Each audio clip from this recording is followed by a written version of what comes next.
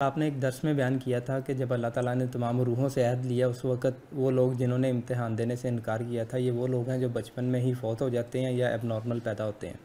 اس پر یہ سوال ہے کہ جو لوگ بچپن میں پیدائش کے وقت تو نارمل ہوتے ہیں لیکن عمر کا ایک حصہ گزار دینے کے بعد اب نارمل ہو جاتے ہیں، تو ان کا امتحان کیا ہو رہا ہے یا نہیں ہو رہا؟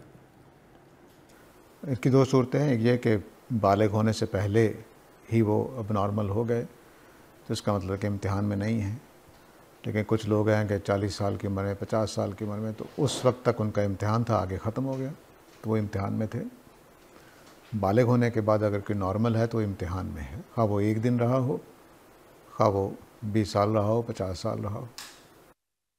سر اس کی کوئی دلیل ہے یا یہ آپ کا اپنا ایک نہیں، قیاس ہے؟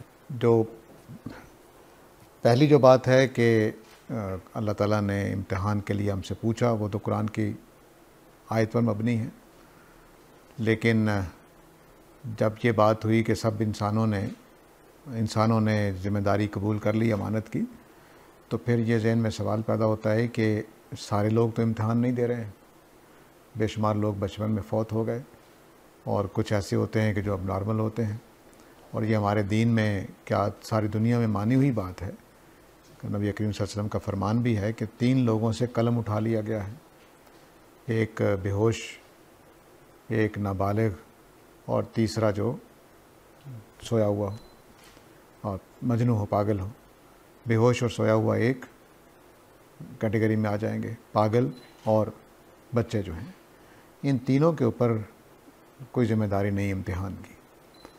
اس سے یہ معلوم ہوا کہ جو مجنون ہیں وہ امتحان سے باہر ہیں، جن کو ہوش ہی نہیں آیا، کومے میں ہیں، وہ بھی امتحان سے باہر ہیں، اور جو بچے ہیں وہ بھی امتحان سے باہر ہیں. تو جو بچپن میں فوت ہو گئے تو اس کا مطلب ہے کہ انہوں نے امتحان کے لیے ہاں کہا تھا تو امتحان تو نہیں ہوا، اس سے ایک نتیجہ نکلتا ہے.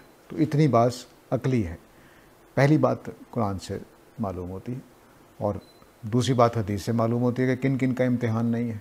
تو دونوں کو ملا کر دیکھیں تو آپ واضح ہو جاتی ہے بات.